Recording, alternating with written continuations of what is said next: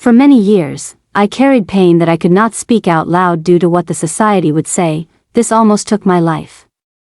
Hello friends, please join me as I narrate on how I saved myself from an untimely death by going away from what almost took my life. Before I jump into the heart of the story, please kindly tap the subscribe button, like and share this video with your friends and family. I will love to know your location in the comments. I truly appreciate your support, it means everything to me. Now to my story.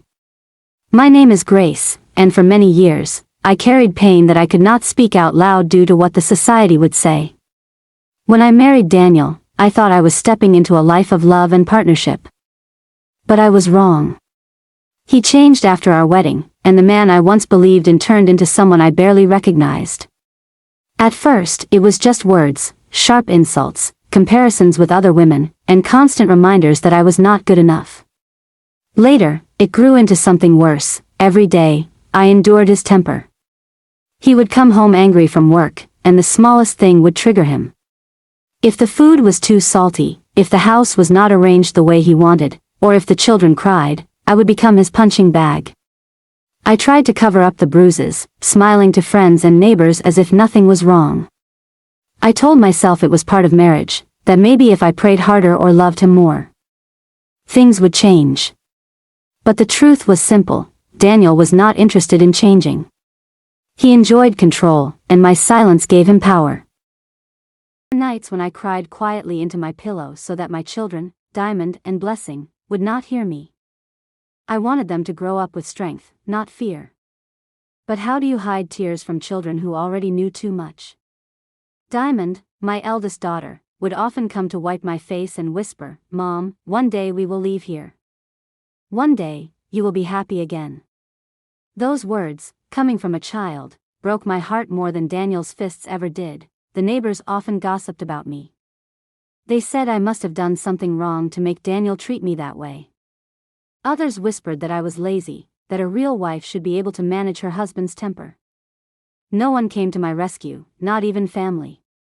I learned to live as if I was invisible. I didn't want to leave my marriage because of what people would say. But deep inside, I knew that if I did not leave, one day, Daniel would kill me, and my children would become motherless. The breaking point came one night when Daniel returned home drunk. He accused me of cheating with a man I didn't even know, then slapped me so hard I fell to the ground. He grabbed a belt and began to whip me in front of Diamond and Blessing, who screamed and begged him to stop. At that moment, I realized it was no longer about me, it was about the future of my children. I could not allow them to grow up watching their mother destroyed by violence. The next morning, before Daniel woke up, I took the little money I had saved secretly, packed a small bag for myself and the kids, and left. I did not know where we were going, but I knew we had to run. We took a bus to another city where no one knew us. It was the hardest decision of my life, but also the bravest. Leaving Daniel meant leaving behind years of fear, but it also meant stepping into uncertainty. Still, I choose freedom. Life after leaving Daniel was not easy. I found shelter in a small room in the city, and I began to sell food by the roadside just to survive. It was difficult raising 2 children alone, but for the first time in years, I felt peace. Diamond and Blessing helped me, and we learned to laugh again. Sometimes, at night, I cried out of relief because the beatings had stopped, but even though we were free, people still judged me. Some of Daniel's friends spread lies that I abandoned him because I wanted to live a reckless life. They said I was not a good wife, that I was selfish for leaving. I ignored them, but their words hurt. Many women believed I had failed as a wife, saying that Daniel was a respected man in society. They did not know the monster behind the smile he showed in public. Not long after I left, Daniel remarried. The news reached me through gossip. His new wife was a young woman named Cynthia, and people praised him for moving on quickly. They said he had found happiness, unlike me who was struggling to survive. I pitied Cynthia because I knew what was coming. Daniel could never change, he only knew how to destroy. Months later, rumors began to spread.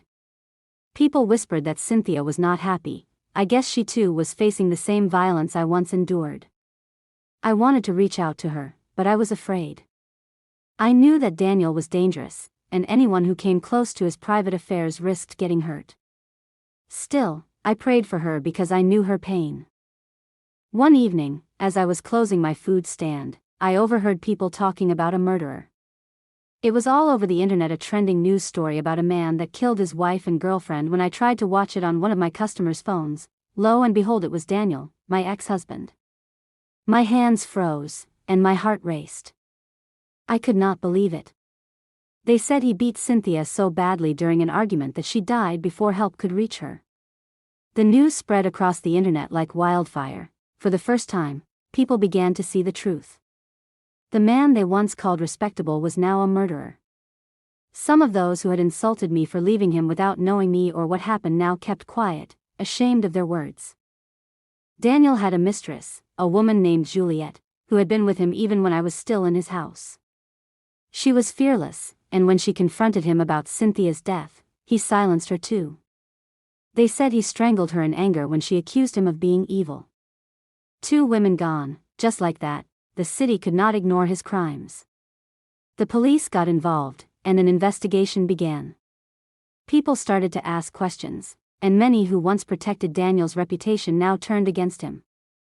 His name, once respected, was dragged through the mud. It was as if the mask he had worn for years had finally fallen off. When Daniel was finally arrested, the whole city wanted answers. The police reported that he showed no real remorse. People who saw him in custody said he only looked angry that he had been caught. A journalist asked him why he killed his wife and concubine, and his answer shocked everyone. He said, "They pushed me too far. They made me angry." That was all. No regret, no sorrow, just cold words from a heart that had turned to stone. I sat in my small room that night watching it on the news. I held Diamond and Blessing close. Tears filled my eyes, not because I still loved Daniel, but because I realized how close I had come to being one of his victims. If I had not run, my children would have been the ones left to bury me. During the trial, witnesses spoke up. Neighbors who had once ignored my cries of pain admitted they had heard the beatings. Friends who once praised him now confessed they had seen his temper. Even my story came out, though I had not planned to speak.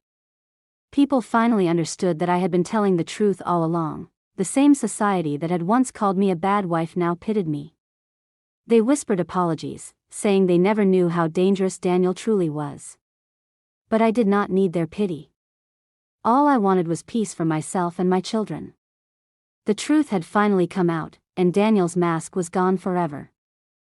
Daniel was sentenced to life in prison for the murders. For the first time in years, I breathed without fear. I knew he would never come after me or my children again. Diamond and Blessing began to heal too. Their laughter returned, their eyes shone brighter, and I could see hope growing inside them. I decided to share my story, not because I wanted pity, but because I wanted other women to know they were not alone. Many suffer in silence, afraid of judgment, afraid of leaving. I wanted them to know that freedom is possible, even if it means starting from nothing. My scars remain, but they remind me of my strength. I am Grace, and I survived.